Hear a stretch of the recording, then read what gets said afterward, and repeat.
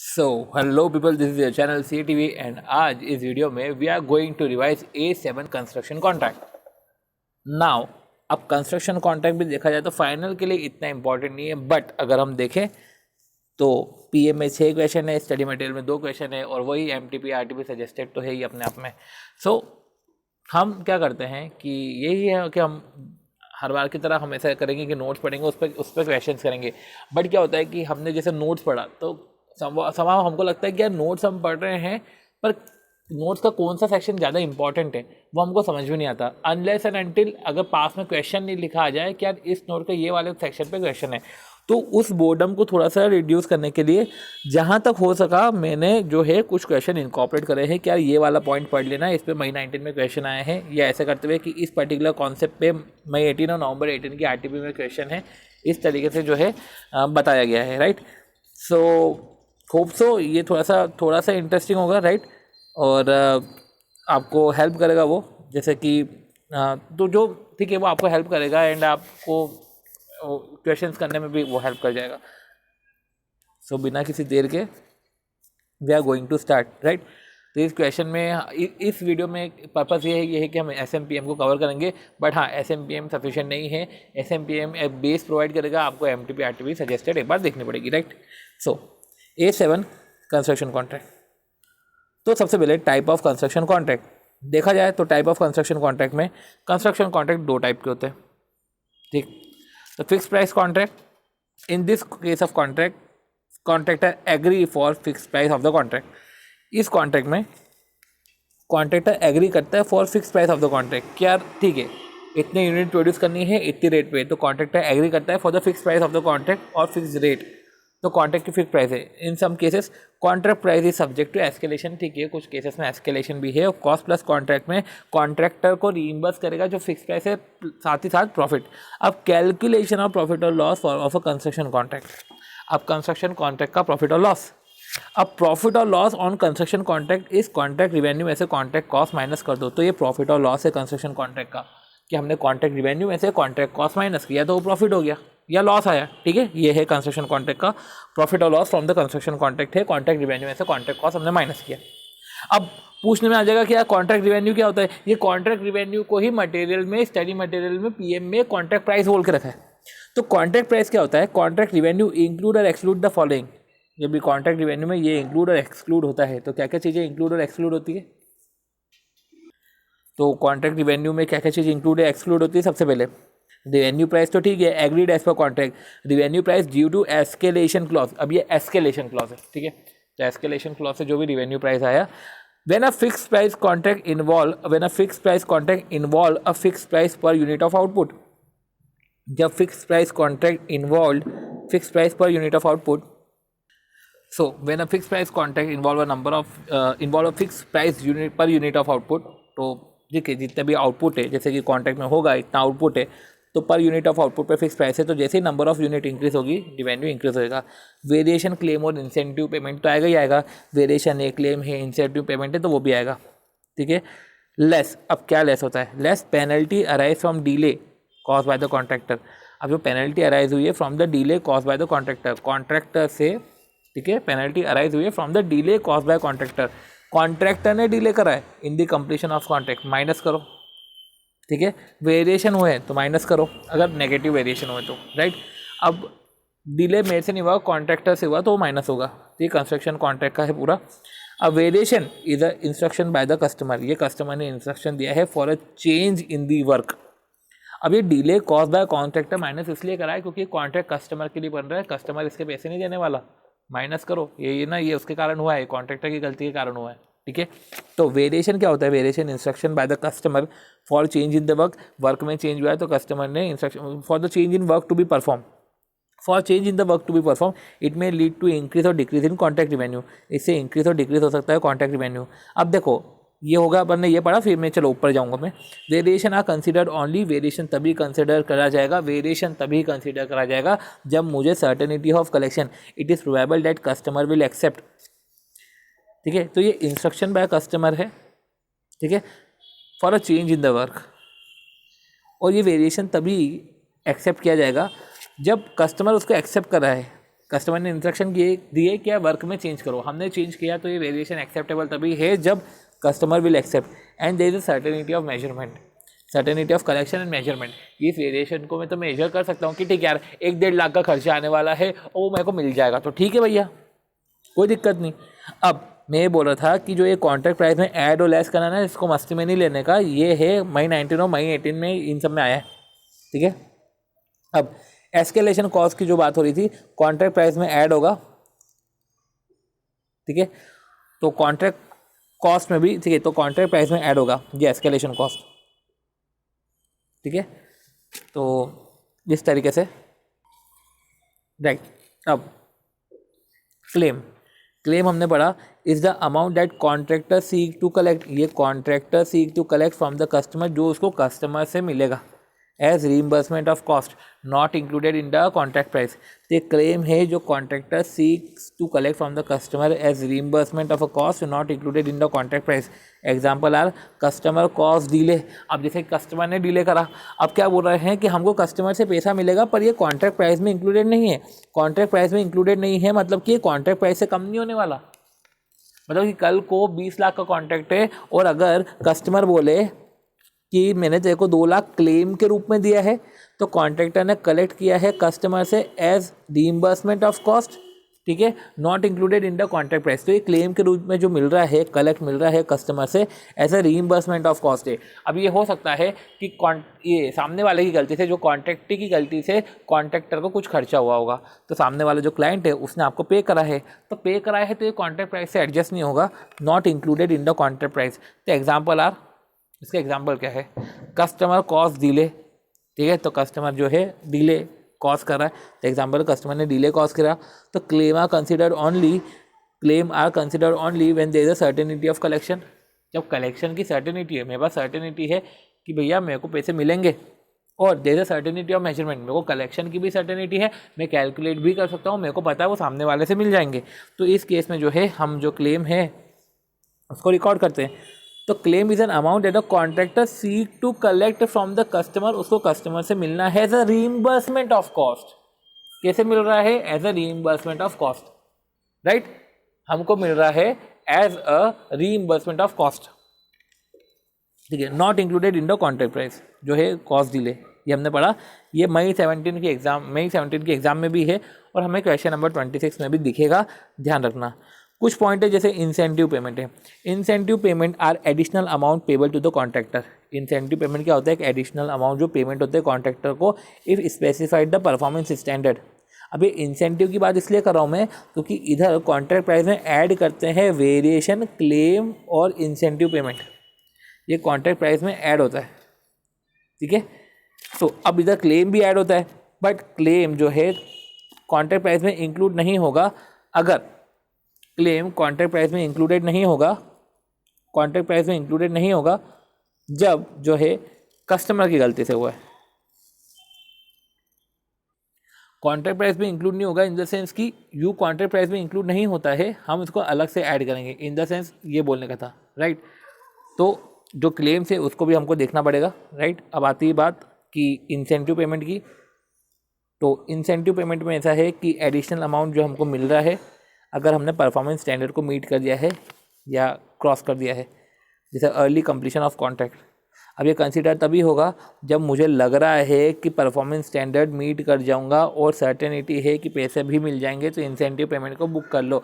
अब मेरा पुराना एक्सपीरियंस था कि मैं मीट कर जाऊंगा, दैट डजंट मीन कि ये प्रोबेबिलिटी है कि आप अपने परफॉर्मेंस स्टैंडर्ड को मीट कर जाओगे। आपका पास परफॉर्मेंस नहीं देखा जाता।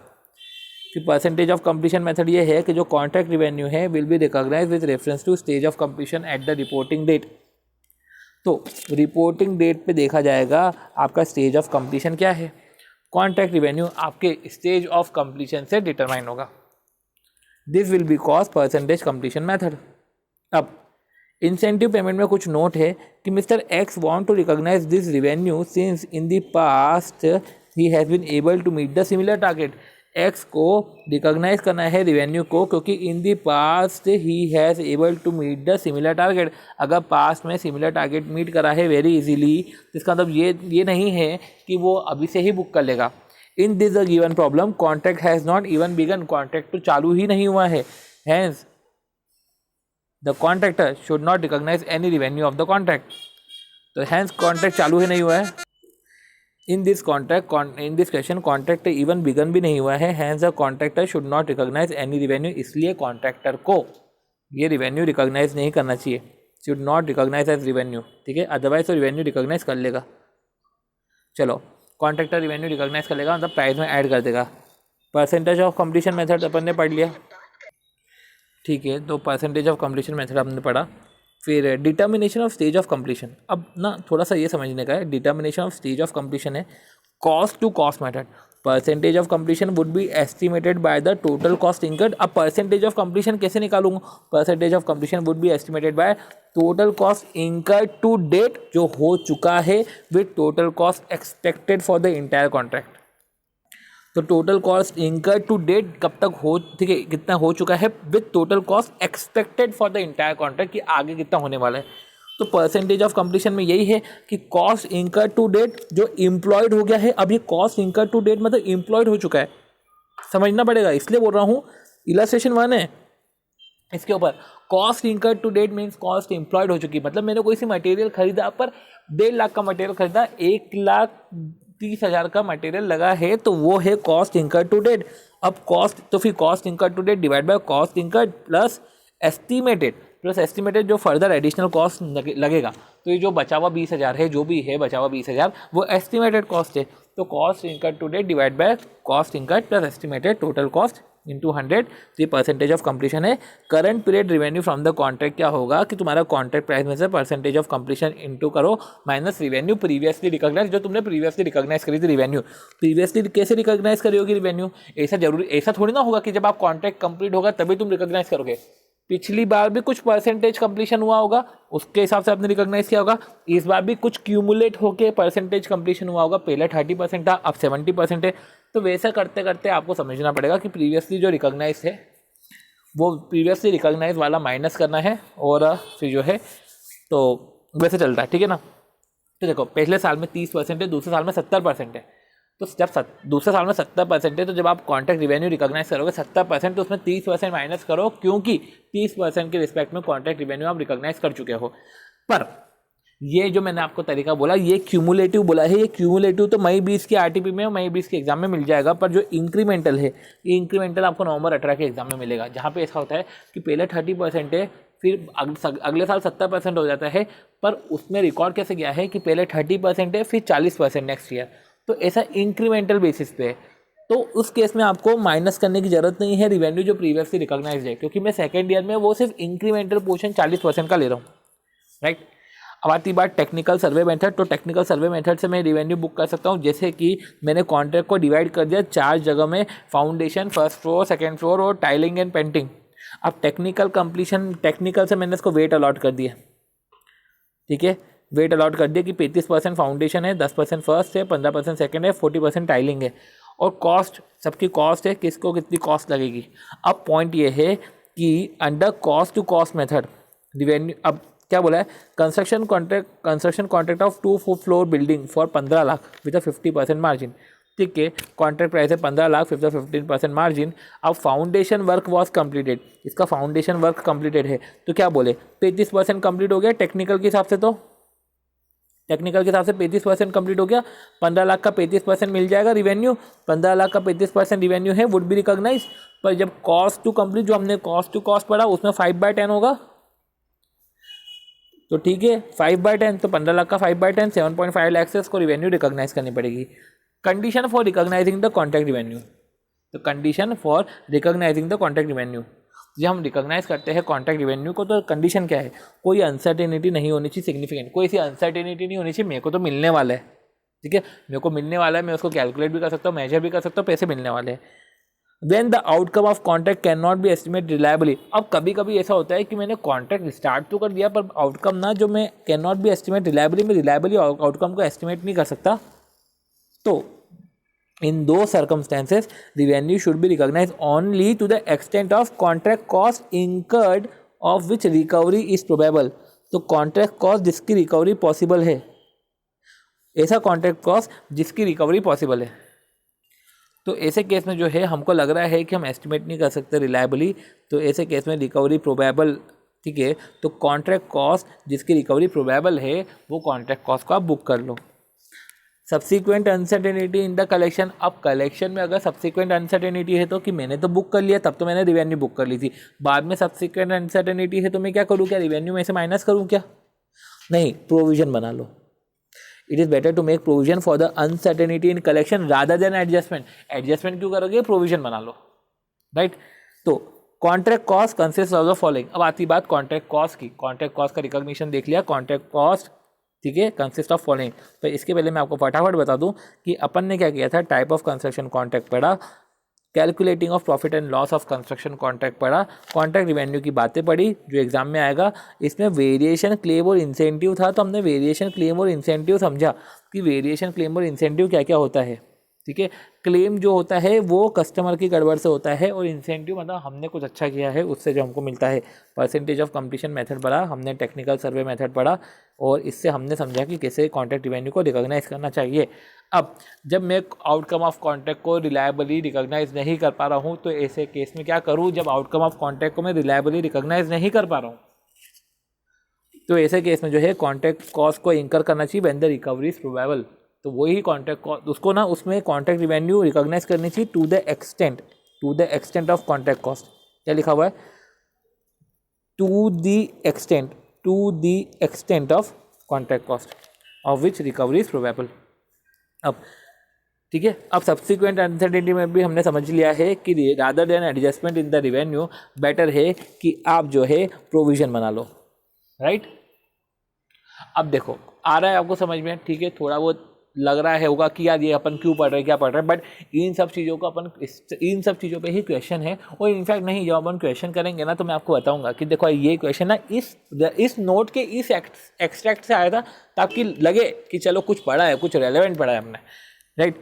तो कॉन्ट्रैक्ट कॉस्ट में क्या क्या आता है, स्पेसिफिक कॉस्ट आता है, cost attributable to the contract आता है, और प्री कॉन्ट्रैक्ट कॉस्ट आता है। तो सबसे पहले बात आती है स्पेसिफिक कॉस्ट। स्पेसिफिक कॉस्ट जो कॉन्ट्रैक्ट पे लग रही है, ठीक है। This cost should be reduce by the incidental income, ठीक है, इंसिडेंटल इनकम से रिड्यूस हो जाएगा, ठीक है, जैसे स्क्रैप मटेरियल से रिड्यूस हो गया। दिमाग लगाने वाली बात यह है कि डेप्रिसिएशन भी आता है, ठीक है।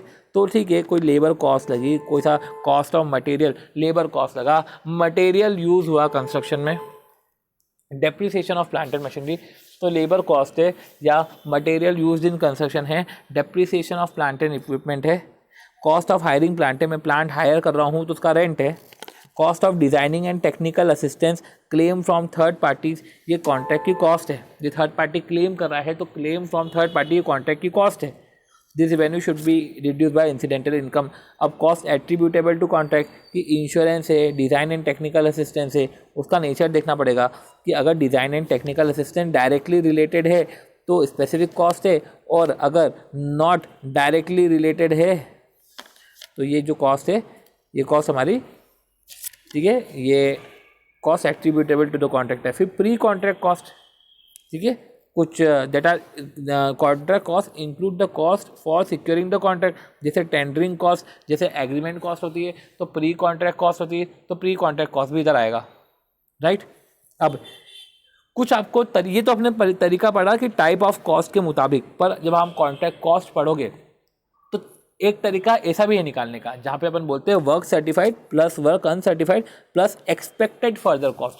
जो वर्क सर्टिफाइड है, वर्क जो सर्टिफाइड नहीं है, और एक्सपेक्टेड फर्दर कॉस्ट। तो जो वर्क सर्टिफाइड है, वर्क अनसर्टिफाइड है, और एक्सपेक्टेड फर्दर कॉस्ट, राइट।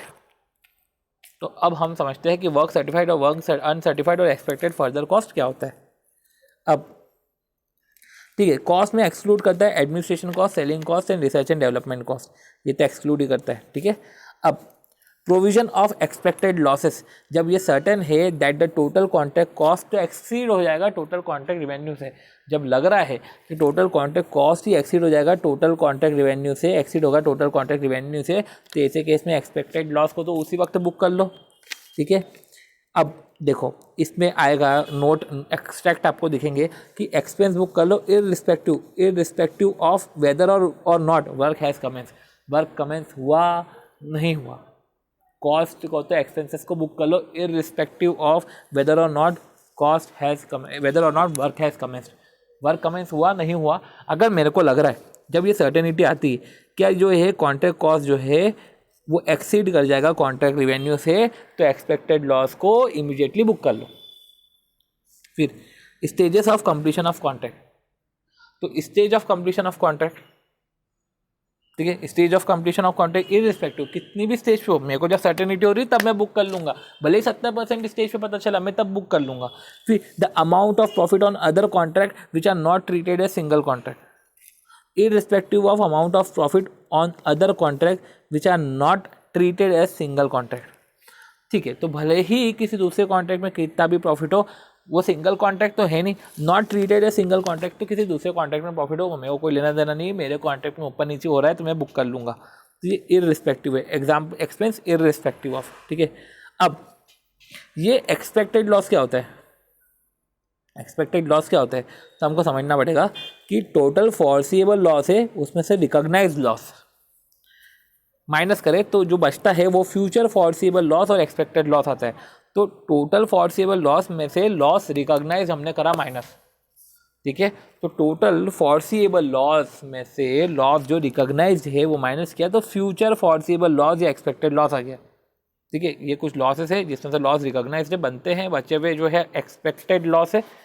तो ये जो है प्रोविजन फॉर एक्सपेक्टेड लॉस है, बाकायदा जो है इसको इमीडिएटली प्रोवाइड फॉर करेंगे, इसको इमीडिएटली प्रोवाइड फॉर करेंगे। अब guidance note in case of contractor क्या है, guidance note in case of contract, guidance note on turnover in case of contractor, तो whether the revenue recognition in the financial statement of contractor is as per the requirement of AS7, revenue recognition as per the requirement of AS7 can be considered as turnover.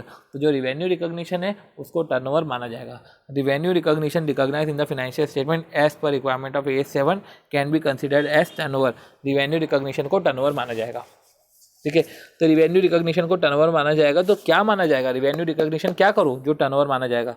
तो बोला है recommendation of guidance note on turnover in case of distinction, the amount of contract revenue recognise as revenue in the statement of P&L as per the AS7 is called turnover. तो क्या बोला है, the amount of contract revenue recognise as revenue, तो जो contract revenue है ना आपका इन the statement of P&L वो है आपका टर्नओवर। जो कॉन्ट्रैक्ट रिवेन्यू है वो आपका टर्नओवर है, कॉन्ट्रैक्ट रिवेन्यू है वो आपका टर्नओवर है। ठीक है, राइट। तो इस तरीके से हमने 22 मिनट अराउंड में हमने पढ़ा है कंस्ट्रक्शन कॉन्ट्रैक्ट के, हमने एक बार रिवीजन देख लिया है। अब हम फटाफट इसके क्वेश्चन करते हैं ताकि आपको समझ में आए कि यार ये ठीक है कैसे होता है, इसमें अपन ने जो नोट्स पढ़े हैं ये नोट्स का रेलेवेंस कितना है और किस तरीके से ये हेल्प करेगा SMPM को करने में, राइट। तो अब हम स्प्लिट स्क्रीन करके PM को भी साथ में लेने वाले हैं। ओके, सो सबसे पहले illustration number 1, a firm of contractor obtain a contract. सबसे पहले ना मैं ये कर लेता हूँ, इसका टाइम स्टैम्प रिकॉर्ड कर लेता हूँ ताकि वो इजी रहे ये भी करने में। ठीक है, आपको भी हेल्प करेगा वो। A firm of contractor obtain a contract of construction of bridges across the river Revati. तो जो फर्म ऑफ कॉन्ट्रैक्टर है उसने ऑब्टेन करा है contract of construction of bridges, bridge construct करना है across the river Revati. The following details are available in the record. Total contract price ये है 100 lakh, work certified, work uncertified और estimated further cost to complete, progress payment received और to be received, progress payment received और to be received. The firm seek your advice and assistance in preparation of accounts. ठीक है, तो the firm seek your advice and assistance in presentation of account. अब क्या बोला है, in presentation of account, कि हम प्रेजेंटेशन कैसे करेंगे। मैंने अभी प्रेजेंटेशन की बात करी नहीं है, प्रेजेंटेशन की मैं आपसे बात करूँगा। ठीक है, तो ये प्रेजेंटेशन की बात थी, इधर मुझे आपको प्रेजेंटेशन की बातें बतानी थी, वो मैंने बताई नहीं है, वो आपको बताऊंगा। तो seek your assistance advice and assistance in the presentation of account keeping in the review requirement of AS7। तो फॉर्म ऑफ कॉन्ट्रैक्टर है जिसने ऑब्टेन करा है construction of bridge across river, bridge पे बनाना है उसको। ठीक है, और फिर आप ठीक है, the following details are available, ये डिटेल अवेलेबल है in the record. Contract price है, work uncertified, work not certified, estimated further cost to complete, progress payment जो हमको रिसीव हुआ है और टू बी रिसीव्ड। अब सबसे पहले समझो, सबसे पहले तो हम फॉर्सिबल लॉस निकालते हैं। क्या फॉर्सिबल लॉस कितना है। ठीक है, फॉर्सेबल लॉस इसलिए क्योंकि एक बार देखे तो सही प्रॉफिट और लॉस कितना हो रहा है हमको। तो हमने क्या किया, कॉन्ट्रैक्ट कॉस्ट में से कॉन्ट्रैक्ट रिवेन्यू माइनस करेंगे। कॉन्ट्रैक्ट प्राइस क्या है 1000, ये तो कॉन्ट्रैक्ट रिवेन्यू है। कॉस्ट क्या है 500, 105 और 495। वो क्यों, क्योंकि हमने पढ़ा है कॉन्ट्रैक्ट कॉस्ट में, अभी तो हमने एक तरीका पढ़ा है कॉन्ट्रैक्ट कॉस्ट में, specified cost, cost attributable to the contract और प्री कॉन्ट्रैक्ट कॉस्ट। पर इस तरीके से हमने पढ़ा था illustration number 1, right. Work certified, work uncertified और एक्सपेक्टेड फर्दर कॉस्ट। तो वर्क सर्टिफाइड, वर्क अनसर्टिफाइड और एक्सपेक्टेड फर्दर कॉस्ट। तो इसमें क्या है, वर्क सर्टिफाइड, अनसर्टिफाइड और एस्टिमेटेड फर्दर कॉस्ट ऐड करो, कितना आ रहा है 500 प्लस 105 प्लस 495, या हमारा 1100। ये तो कॉन्ट्रैक्ट प्राइस 1000 है। तो ऐसे केस में ये जो है provision for expected loss, it is when it is certain that total contract cost exceed हो रहा है तो एक्सपेक्टेड लॉस को इमीडिएटली प्रोवाइड फॉर करेंगे, और 100 लाख को इमीडिएटली प्रोवाइड फॉर कर दिया है फॉर्सेबल लॉस। ठीक है, इसको रिकॉग्नाइज करेंगे एज एक्सपेंस इमीडिएटली। आती है बात अब। ठीक है, ये हमने निकाला, ये हमने क्या निकाला, लॉस निकाला, एक्सपेक्टेड लॉस। ठीक है, अब हमने ये क्यों निकाला, राइट, क्योंकि अब ये तो निकालना था बिकॉज डेटा अगर की बात करें तो डेटा में जब भी सारी कॉस्ट की इन्फॉर्मेशन रिवेन्यू की बात मिले, रिवेन्यू की जब इन्फॉर्मेशन मिले, तब एक बार ये भी चेक कर लेना कि हो सकता है कि फॉर्सेबल लॉस हो। अब हम सीक्वेंस में चलते हैं, सीक्वेंस में चलते हैं मतलब अब हमको डिस्क्लोजर के बारे में बातचीत करनी है। डिस्क्लोजर के पहले डिस्क्लोजर के बारे में बात होगी, तो डिस्क्लोजर में बारे में बात होगी एंड में।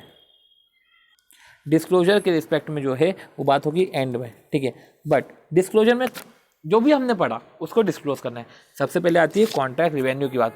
अब कॉन्ट्रैक्ट रिवेन्यू की बात है तो कॉन्ट्रैक्ट रिवेन्यू की बात हमने समझी थी। कॉन्ट्रैक्ट रिवेन्यू में क्या आता है, let's see. Contract revenue percentage of completion method से बुक होता है, जिसमें हम क्या करते हैं, cost to date divide by cost incurred plus estimated या एडिशनल कॉस्ट टू कंप्लीट। ठीक है, तो अब हम क्या बोले, कॉस्ट इंकर्ड टू डेट मतलब कि कॉस्ट इंकर्ड टू डेट में वर्क सर्टिफाइड और वर्क अनसर्टिफाइड दोनों आ जाता है, जो कि इस क्वेश्चन में था कि वर्क अनसर्टिफाइड और वर्क अनसर्टिफाइड 500 और 105 दोनों में आ गए हैं। अब 500 और 105 ऐड किया तो कॉस्ट टू डेट है वो। ठीक है, अब मैंने इधर लिखा हुआ नहीं है, जबकि मैं इधर लिख लेता हूँ। और कॉस्ट इंकर्ड प्लस एस्टिमेटेड, तो एस्टिमेटेड फर्दर कॉस्ट भी है, इसमें अपन ने पढ़ा था एस्टिमेटेड फर्दर कॉस्ट है। तो इस तरीके से हमारा 605 डिवाइड बाई 1100 आया, तो 55% आया। अब कॉन्ट्रैक्ट प्राइस का 55% आपकी हो गई रिवेन्यू। सो अब 55% आ गया, तो 55% हमने रिवेन्यू बुक करी 550 लाख। ठीक है, तो ये हमने कॉन्ट्रैक्ट रिवेन्यू है। कॉन्ट्रैक्ट रिवेन्यू है, वर्क सर्टिफाइड हमने निकाल लिया। ठीक है, अब हम देख लेते हैं हमको क्या क्या चीज़ें डिस्क्लोज करनी रहती है।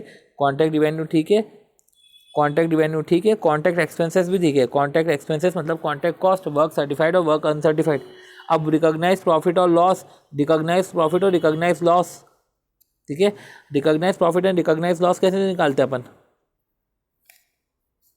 Recognise profit and recognise loss हम कैसे निकालते हैं, इसके लिए 1 सेकेंड।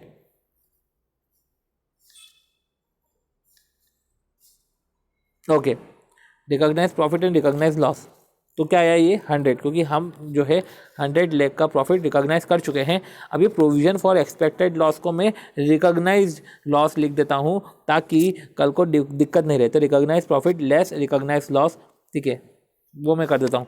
अब देखो, समझने का ये भी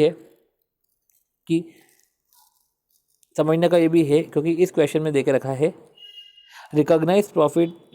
1 सेकेंड, हमको तीसरा डिस्क्लोजर जो करना है वो recognise profit less recognise loss करना है। Recognise profit less recognise loss, और हमने जो लॉस रिकॉग्नाइज किया है वो है 100 लाख का। अब टोटल फॉर्सेबल लॉस की डिटेल ऐसे दे के नहीं रखी थी, तो जो भी रिकॉग्नाइज है वो ही हमारा फॉर्सेबल लॉस हो गया, राइट। ठीक है, तो इधर जो है हमारा रिकॉग्नाइज लॉस, जो हमारा तीसरा है recognise profit less recognise loss, तो इधर तो हमने लॉस ही रिकॉग्नाइज किया है, तो 100 लाख ये माइनस हो जाएगा। अब ये तीन चीज़ें, contract revenue, contract expenses. Contract expenses में हमको समझना पड़ेगा वर्क अनसर्टिफाइड और वर्क अनसर्टिफाइड दोनों आया है, राइट। और इसको मैंने इधर लिखा था कि कॉन्ट्रैक्ट एक्सपेंसेस में वर्क सर्टिफाइड और वर्क अनसर्टिफाइड, राइट।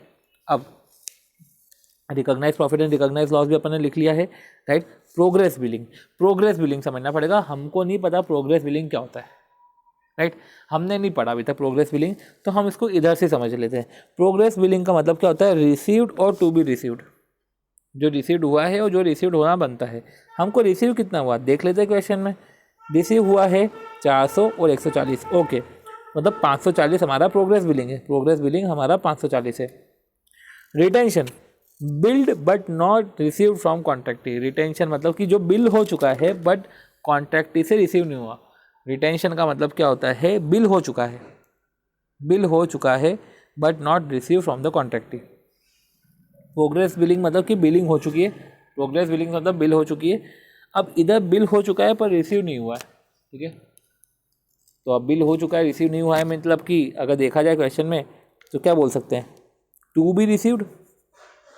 बिल हो चुका है पर रिसीव नहीं हुआ है, टू बी रिसीव्ड 140, राइट। और gross amount due to customer. अब एक और बात आती है, gross amount due to customer क्या? तो हमने कॉन्ट्रैक्ट रेवेन्यू, कॉन्ट्रैक्ट एक्सपेंसेस पढ़ा, रिकॉग्नाइज प्रॉफिट पढ़ लिया, जो हम जो बुक करते हैं, ठीक है, रिकॉग्नाइज प्रॉफिट। अब प्रोग्रेस बिलिंग है, रिसीव्ड और टू बी रिसीव्ड, तो हमने पढ़ा जो रिसीव्ड है तो वही प्रोग्रेस बिलिंग रिसीव्ड और टू बी रिसीव्ड ऐड करा।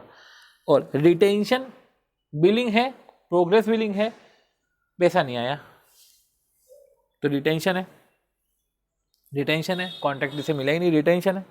और gross amount due from customer, अब कस्टमर से कितना अमाउंट ड्यू बनता है। सबसे पहले gross amount due from customer समझते हैं। कॉन्ट्रैक्ट कॉस्ट प्लस प्रॉफिट, ठीक है। कॉन्ट्रैक्ट कॉस्ट में से अगर प्रॉफिट है तो plus profit minus recognise loss, ठीक है। लॉस माइनस है तो लॉस कर देंगे माइनस, ठीक है, माइनस प्रोग्रेस पेमेंट रिसीव्ड, ठीक है। तो माइनस प्रोग्रेस पेमेंट रिसीव्ड और टू बी रिसीव्ड। तो प्रोग्रेस पेमेंट रिसीव्ड और टू बी रिसीव्ड, 1 सेकेंड, हाँ, और टू बी रिसीव्ड, ठीक है। तो प्रोग्रेस पेमेंट रिसीव्ड और टू बी रिसीव्ड, ठीक है। तो amount due from and customer क्या है? कॉन्ट्रैक्ट कॉस्ट है, रिकॉग्नाइज प्रॉफिट है, माइनस रिकॉग्नाइज लॉसेस है। कोई पेमेंट हमको रिसीव्ड हो चुका है या progress payment to be received, मतलब प्रोग्रेस बिलिंग माइनस करके जो है gross amount due from customer. अब देखते हैं कॉन्ट्रैक्ट कॉस्ट कितना है हमारा। कॉन्ट्रैक्ट कॉस्ट है हमारा वर्क सर्टिफाइड, वर्क अनसर्टिफाइड 105 और 495 भी ऐड कर लो, कॉन्ट्रैक्ट कॉस्ट हो गया वो। प्रॉफिट तो कुछ भी नहीं है पर लॉस है 100 रुपये का। अब देखते हैं क्या है इसमें, contract cost plus recognise profit minus recognise loss. तो वर्क सर्टिफाइड, वर्क अनसर्टिफाइड तो हमने करा, कॉन्ट्रैक्ट कॉस्ट तो हमने क्या पढ़ा कि contract cost, right. Contract cost में तो कॉन्ट्रैक्ट कॉस्ट का मतलब क्या होता है? वर्क सर्टिफाइड और वर्क अनसर्टिफाइड। अभी मैंने क्या पढ़ा था कि वर्क सर्टिफाइड, वर्क अनसर्टिफाइड और एक्सपेक्टेड फर्दर कॉस्ट जो होता है वो टोटल कॉस्ट ऑफ कंस्ट्रक्शन होता है। पर कॉन्ट्रैक्ट कॉस्ट जो होता है वो कंस्ट्रक्शन का टोटल कॉस्ट होता है, पर जो कॉन्ट्रैक्ट कॉस्ट होता है उसमें वर्क सर्टिफाइड और वर्क अनसर्टिफाइड लेते हैं, राइट। तो अब क्या पढ़ रहे हैं अपन? कॉन्ट्रैक्ट कॉस्ट में से रिकॉग्नाइज प्रॉफिट या लॉस माइनस करना, ठीक है। तो इधर भी कॉन्ट्रैक्ट कॉस्ट था 605, उसमें से तो इसमें कुछ प्रॉफिट तो था नहीं, लॉस रिकॉग्नाइज करा था तो लॉस माइनस कर दिया, माइनस प्रोग्रेस बिलिंग कर दी, मतलब पेमेंट रिसीव्ड और टू बी रिसीव्ड। तो ऐसे में 35 आ गया अमाउंट ड्यू टू कस्टमर, और amount due to customer will be shown as balance sheet as liability. अब इसको कॉपी करो और अमाउंट ड्यू फ्रॉम कस्टमर, ठीक है, इसको लाइबिलिटी जैसा शो करेंगे, इसको लिख लेते हैं। और हैंस इधर हमने इनकॉर्पोरेट कर लिया है कि amount due to customer shown in the balance sheet as liability. आपके सामने ही नोट्स इनकॉर्पोरेट कर रहे हैं तो वो क्या है आपको भी समझ में आ जाएगा कि किस तरीके से हम नोट्स को बना सकते हैं प्रॉपरली। तो रेलेवेंट डिस्क्लोजर यही है, ठीक है, रेलेवेंट डिस्क्लोजर हमने कर लिया है, ठीक है। ये क्वेश्चन में टाइम लग गया बट आपको समझ में आ गया होगा कि ये क्वेश्चन थोड़ा सा करने लायक क्वेश्चन था, समझने लायक क्वेश्चन था। कुछ पार्ट अच्छे से समझने के लिए जिसमें बात करनी थी, राइट। अब illustration 2, on 1 December 2016 Vishwakarma construction limited ने अंडरटूक करा contract to construct a building of 85 lakh. 31 March 17, अब 1 दिसंबर 17 को विश्वकर्मा कंस्ट्रक्शन लिमिटेड ने कॉन्ट्रैक्ट अंडरटूक करा कि एक बिल्डिंग कंस्ट्रक्ट करते हैं 85 लाख की, और 31 मार्च 17, तो 31 March 17 company found that it has already spend 6499। ये तो हम कर चुके हैं, ठीक है, ऑन द कंस्ट्रक्शन। अब उसमें सर्टिफाइड और अनसर्टिफाइड तो ठीक है, पर ये कॉस्ट हम इंकर कर चुके हैं 6499, मतलब 85 लाख में से 6499 तो इंकर कर चुके हैं। तो परसेंटेज ऑफ वर्क कंप्लीशन निकाल सकते हैं हम, ठीक है, cost incurred till date divide by cost incurred और expected cost to be incurred. Prudent estimate of additional cost of completion 32,01,000। अब prudent estimate of additional cost जो है वो 32,01,000 है, ठीक है। अब अंडर टू का contract to construct a building for 85 lakh, तो जब 85 लाख कॉन्ट्रैक्ट कॉस्ट नहीं, वो कॉन्ट्रैक्ट की प्राइस है, जो मैंने अभी गलत बोला, ठीक है। अंडर टू का contract to conduct a building for 85 lakh, एक कॉन्ट्रैक्ट लिया है 85 लाख का, तो 85 लाख प्राइस है। और यही है कि ऑलरेडी स्पेंड 6499 और एडिशनल कॉस्ट 32.01 है। तो जब तुम्हारा टोटल कॉस्ट ऑफ कंस्ट्रक्शन जो है उससे अगर कॉन्ट्रैक्ट प्राइस तुम्हारा कम है, मतलब कि कॉन्ट्रैक्ट प्राइस कम है, टोटल कॉस्ट ऑफ कंस्ट्रक्शन ज़्यादा है, तो ऐसे केस में फोर्सिबल लॉस बुक करना पड़ता है। इधर भी 6499 एंड 3201 ऐड करो, 6499 000 प्लस 3201 000, तो ऐसे केस में जो है ये आपका 97 लाख हो जाता है। और इस तरीके से 12 लाख आपका फोर्सिबल लॉसेस है, और ये फोर्सिबल लॉसेस को रिकॉग्नाइज लॉस जैसे दिखाना पड़ता है अकॉर्डिंगली।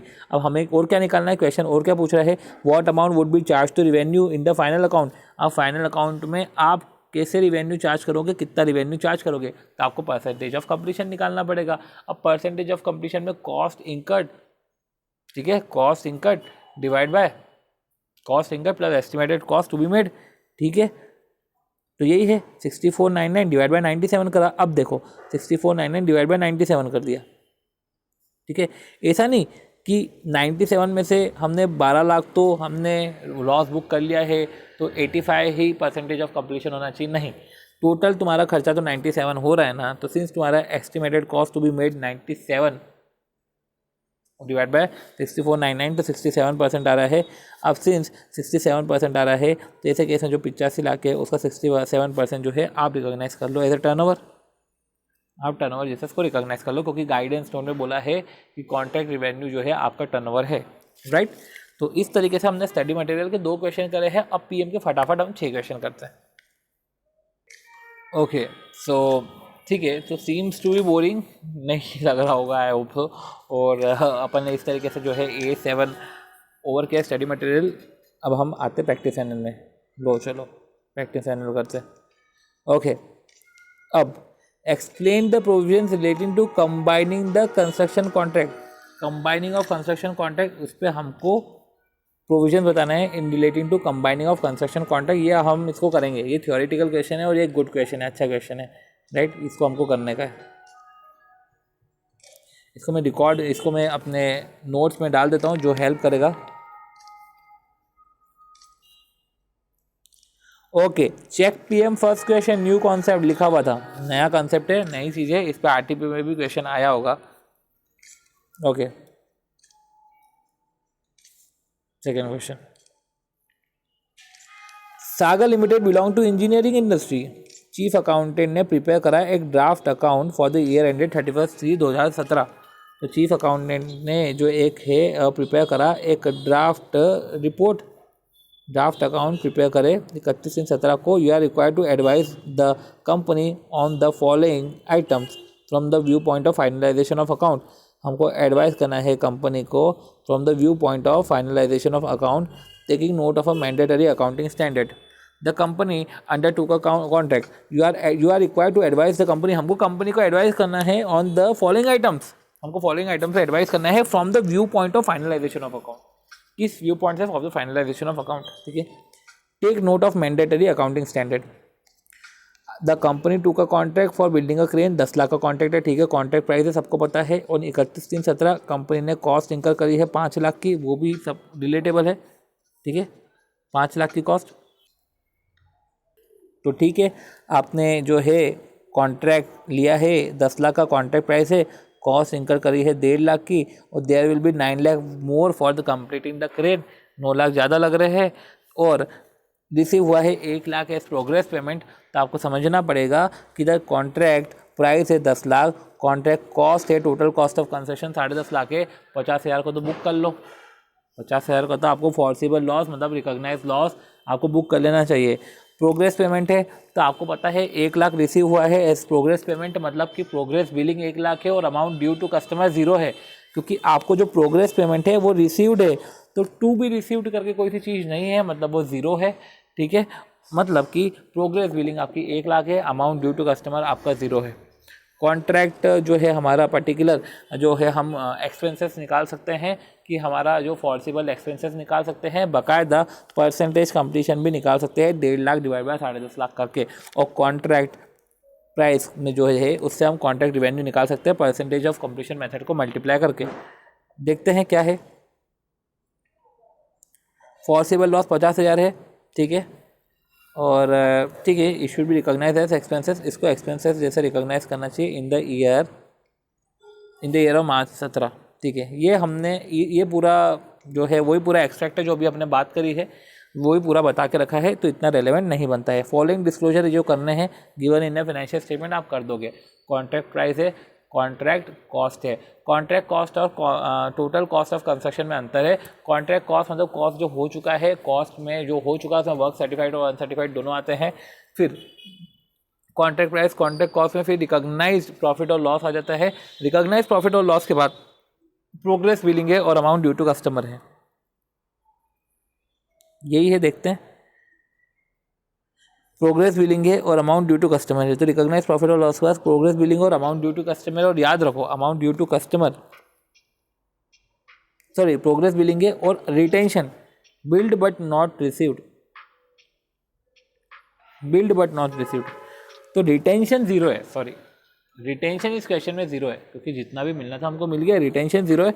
और gross amount due to customer में हमने पढ़ाई है कि कॉन्ट्रैक्ट कॉस्ट में से वो लॉस माइनस करके और जो भी हमको पेमेंट रिसीव्ड और टू बी रिसीव्ड हुआ है वो माइनस करके ये अमाउंट हमारा बनता है, gross amount due to customer, ठीक है।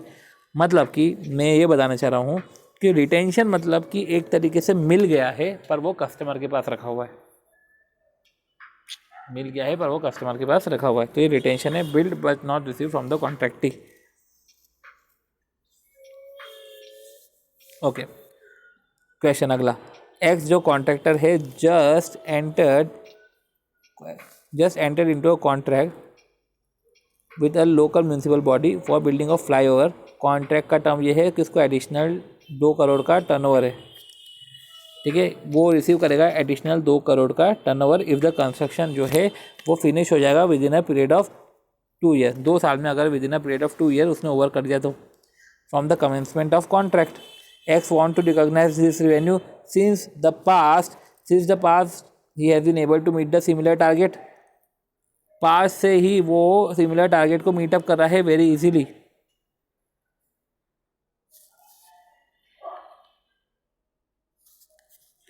पास से ही अगर वो मीटअप कर रहा है टारगेट को वेरी इजीली, तो क्या वो रिकॉग्नाइज कर सकता है इसको revenue. X wants to recognise this revenue, क्या वो रिकॉग्नाइज कर सकता है कि रिवेन्यू, क्योंकि पास्ट से ही वो ये टारगेट को इजीली मीट कर रहा है। ऐसे केस में हमको समझना चाहिए, देखो रिवेन्यू कब रिकॉग्नाइज होती है, रिवेन्यू कब रिकॉग्नाइज होती है इसको समझना पड़ेगा। जिसमें नोट्स में बारे में अपन ने बात करी थी कि condition of recognition of contract revenue, और उसके पहले इंसेंटिव पेमेंट, क्योंकि ये इंसेंटिव है एडिशनल 2 करोड़, ठीक है। ये भी इंसेंटिव है, रिवेन्यू का पार्ट है, पर incentive to be more specific ये 2 करोड़ इंसेंटिव है। तो क्या बोला है कि incentive payment are additional payment payable to the contractor. ये एडिशनल पेमेंट है जो पेबल है कॉन्ट्रैक्टर को, ये एडिशनल पेमेंट है payable to the contractor if specified performance standard are met or exceeded. जब एक स्पेसिफाइड परफॉर्मेंस स्टैंडर्ड मेट हो चुके हैं या एक्सीड हो चुका है तो ये एडिशनल अमाउंट पेबल है। अब दे आर कंसिडर ओनली, ये कब कंसिडर किया जाएगा, जब ये प्रोबेबल है कि ये स्टैंडर्ड्स तो मीट हो जाएगा। ये प्रोबेबल है कि मीट हो जाएगा स्टैंडर्ड्स, ठीक है। ये प्रोबेबल है कि मैं जो है स्टैंडर्ड्स को मीट कर दूंगा। साथ ही साथ दे द सर्टेनिटी ऑफ मेजरमेंट। इस क्वेश्चन में सर्टेनिटी ऑफ मेजरमेंट तो थी क्योंकि 2 लाख मिलने थे, 2 करोड़ मिलने थे, पर क्या प्रोबेबल था क्या कि specific performance standard will be met. देखो तुम पास्ट एक्सपीरियंस से बोल रहे हो कि प्रोबेबल है, तो ये जो पास्ट एक्सपीरियंस से नहीं चलता है, ठीक है, क्योंकि कॉन्ट्रैक्ट तो चालू ही नहीं हुआ है। इन द गिवन प्रॉब्लम अगर हम देखें तो contract has not even begun, ये तो कॉन्ट्रैक्ट चालू ही नहीं हुआ है। Hence the contractor should not recognise, इसमें क्या बोला है कि contractor should not recognise any revenue in this contract. वो रिवेन्यू तो रिकॉग्नाइज ही नहीं कर पाएगा इस कॉन्ट्रैक्ट में,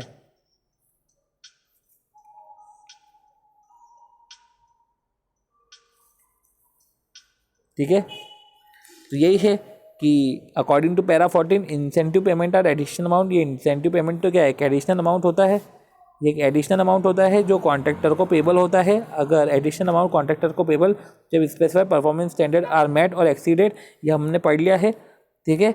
और वही बात है कि contract is sufficiently advance that it is probable that specified performance standard will be met. ये प्रोबेबल है कि मेरे को अपने परफॉर्मेंस स्टैंडर्ड को तो मीट कर जाऊँगा, ये प्रोबेबल है, ठीक है। और इंसेंटिव पेमेंट को भी मैं मेजर कर सकता हूँ रिलायबली। कॉन्ट्रैक्ट तो अभी चालू ही नहीं हुआ, तो इधर तो कॉन्ट्रैक्ट चालू ही नहीं हुआ, तो आप कैसे बोल सकते हो कि ये प्रोबेबल है कि specified performance will be met. Merely तुम्हारे पास्ट एक्सपीरियंस से तुम ये बता रहे हो, तो ये गलत है, ठीक है। आप इसे रिकॉग्नाइज नहीं कर सकते, ठीक है।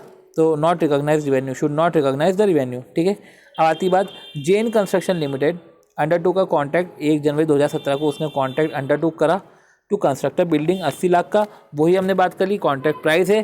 कंपनी फाउंड 31 मार्च 17 को कि उसने तो स्पेंड कर दिया है 58,50,000 और एडिशनल कॉस्ट ऑफ कंप्लीशन है 31,50,000। तो 58,50,000 को 31,50,000 ऐड करा तो ये 90 लाख का हमारा जो है टोटल कॉस्ट है। कॉस्ट टू डेट कितना है हमारा, अब देखिए टोटल कॉस्ट है 90 लाख, ये टोटल कंस्ट्रक्शन कॉस्ट हम बोल सकते हैं, राइट, टोटल कंस्ट्रक्शन कॉस्ट बोल सकते हैं। तो ऐसे केस में total cost of construction 90 lakh है, तो 10 लाख जो आपका हुआ, जो 10 लाख है वो फॉर्सिबल लॉसेस है, राइट, ये 10 लाख आपका फॉर्सिबल लॉस है।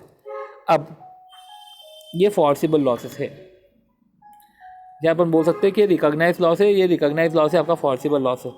अब क्या करें, देखा जाए तो फिर भी परसेंटेज ऑफ कंप्लीशन तो निकालना है। ऑलरेडी स्पेंड है कॉस्ट टू डेट 58,50,000, तो 58,50,000 को डिवाइड बाय 91 लाख करना है, तो 64.28% आ रहा है। तो 64.28% जो है मतलब कि राउंड ऑफ टू 65%, 65% आपका कंप्लीशन है, परसेंटेज ऑफ कंप्लीशन। तो आपकी जो रिवेन्यू है 80 लाख का, उसका 65% percentage of contract value as turnover आप रिकॉग्नाइज कर लो, ठीक है। तो percentage of contract value as turnover आप रिकॉग्नाइज कर लो। फिर आती बात क्वेश्चन नंबर 28 की कि दो संपत कंस्ट्रक्शन कंपनी लिमिटेड ने उसने अंडरटूक करा कॉन्ट्रैक्ट, समझते हैं। ऑन 1 दिसंबर 2016 जो संपत कंस्ट्रक्शन कंपनी है उसने कॉन्ट्रैक्ट अंडरटूक करा to construct a building of 108 lakh, building बनानी 108 लाख की। ऑन 31 मार्च 17 कंपनी फाउंड करती है कि उसने स्पेंड करा है 83 लाख ऑन द कंस्ट्रक्शन और एडिशनल कॉस्ट है 36.01, 83.99 प्लस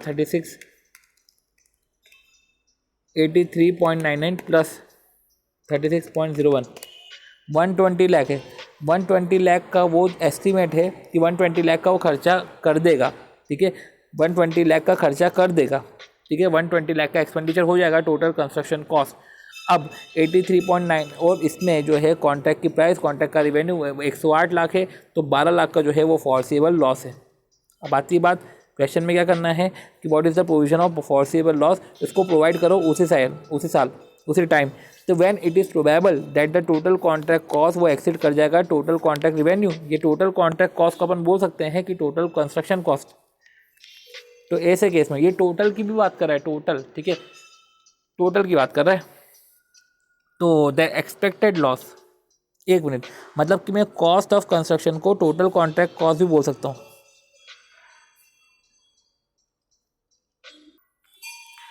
जब ये प्रोबेबल है कि जो टोटल कॉन्ट्रैक्ट कॉस्ट है वो एक्सीड कर जाएगा टोटल कॉन्ट्रैक्ट रिवेन्यू, जब ये प्रोबेबल है कि हो जाएगा तो एक्सपेक्टेड लॉस रिकॉग्नाइज करो एज एन एक्सपेंसेस इमीडिएटली। तो जो एक्सपेक्टेड कॉस्ट है उसको इमीडिएटली रिकॉग्नाइज करो।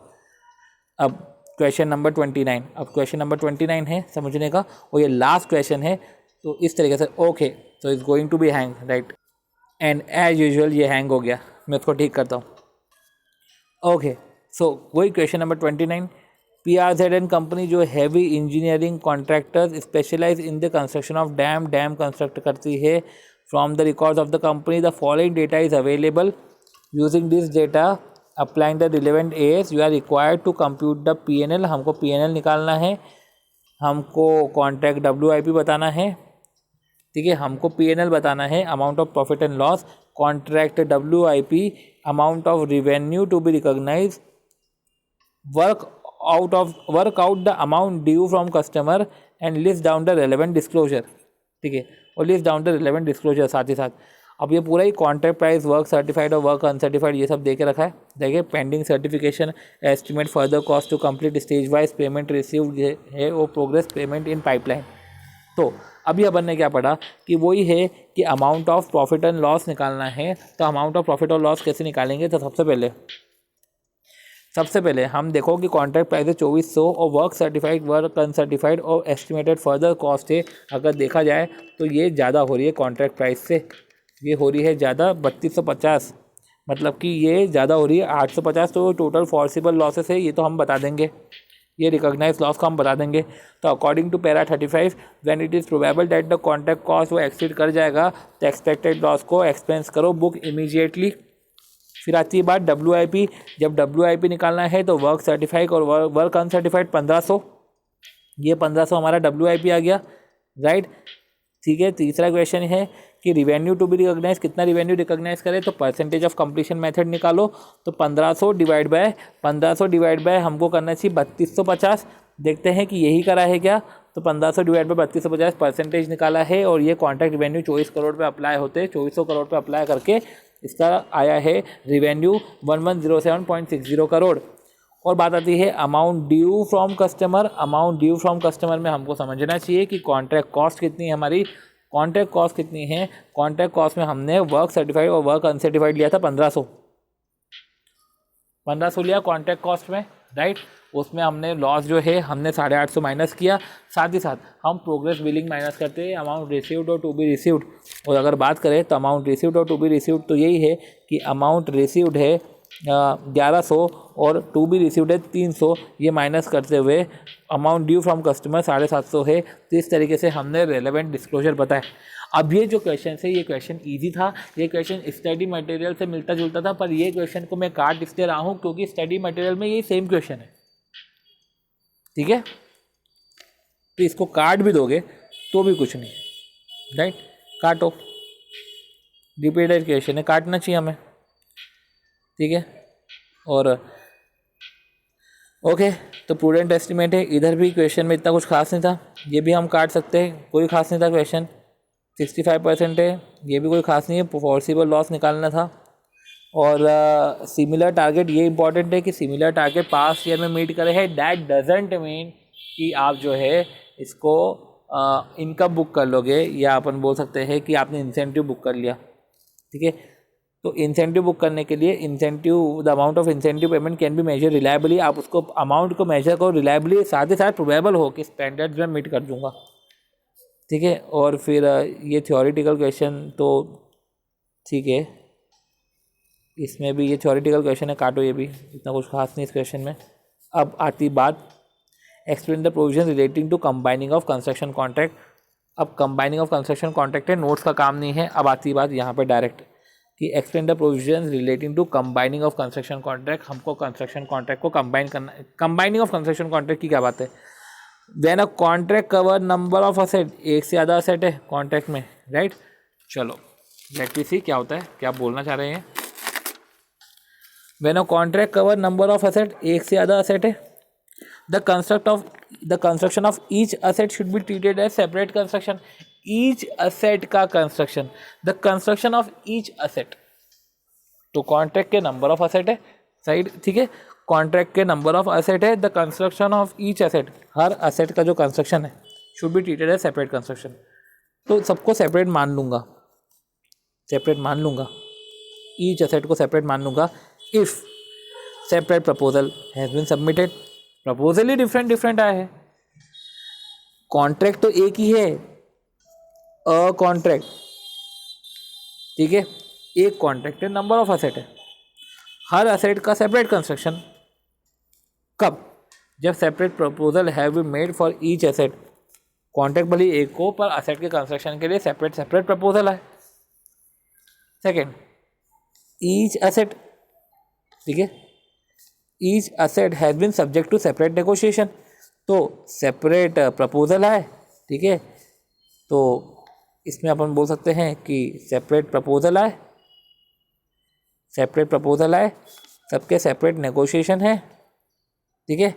Customer have been able to accept और reject that part of contract, या आप एक्सेप्ट या रिजेक्ट कर सकते हो दैट पार्ट ऑफ कॉन्ट्रैक्ट। और कॉस्ट और रिवेन्यू ईच एसेट का मैं आइडेंटिफाई कर सकता हूँ। जब ऐसी बात है कि जब प्रपोजल ही सेपरेट है और सेपरेट नेगोशिएशन है, कस्टमर एक्सेप्ट कर सकता है, रिजेक्ट कर सकता है that part of contract relating to each asset. ठीक है, तो that part of contract relating to each asset वो एक्सेप्ट कर सकता हूँ मैं या रिजेक्ट कर सकता हूँ, या cost and revenue of each asset can be identify, और ईच एसेट की कॉस्ट और रिवेन्यू मैं आइडेंटिफाई कर सकता हूँ। तो ईच एसेट की कॉस्ट और रिवेन्यू को मैं आइडेंटिफाई कर सकता हूँ। ईच एसेट की कॉस्ट और रिवेन्यू जो है मैं आइडेंटिफाई कर सकता हूँ। ठीक है, ईच एसेट को मैं जो है contract in respect of each asset हम कॉस्ट और रिवेन्यू तो आइडेंटिफाई कर सकते हैं, पर अब मेरे को रिजेक्ट करना हो तो उसको एक्सेप्ट और रिजेक्ट भी कर सकता हूँ, क्योंकि एक्सेप्ट के बाद आएगा कॉस्ट और रिवेन्यू की बात। तो एक्सेप्ट और रिजेक्ट करा, कॉस्ट और रिवेन्यू की बात कर सकता हूँ, सेपरेट नेगोशिएशन कर सकता हूँ, सेपरेट प्रपोजल आया, कोई दिक्कत नहीं। एक कॉन्ट्रैक्ट को ही एक से ज़्यादा कॉन्ट्रैक्ट हो सकते हैं, एक कॉन्ट्रैक्ट में सेवरल एसेट है, फिर भी ईच एसेट का सेपरेट कंस्ट्रक्शन कॉन्ट्रैक्ट माना जाएगा। सेपरेट कंस्ट्रक्शन कॉन्ट्रैक्ट की बात करें, ठीक है, अब a group of contract whether एक minute, a group of contract whether with a single customer और विद सेवरल कस्टमर। अरे कॉन्ट्रैक्ट का ग्रुप जिसमें सिंगल कस्टमर है या सेवरल कस्टमर है उसको भी एक ही माना जाएगा।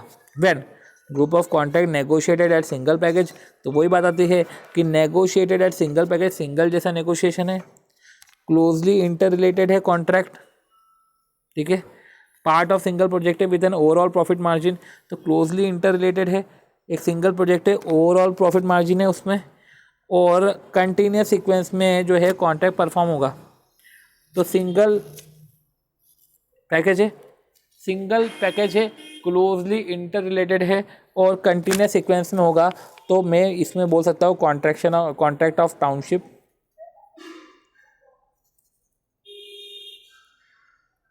होलिस्टिक।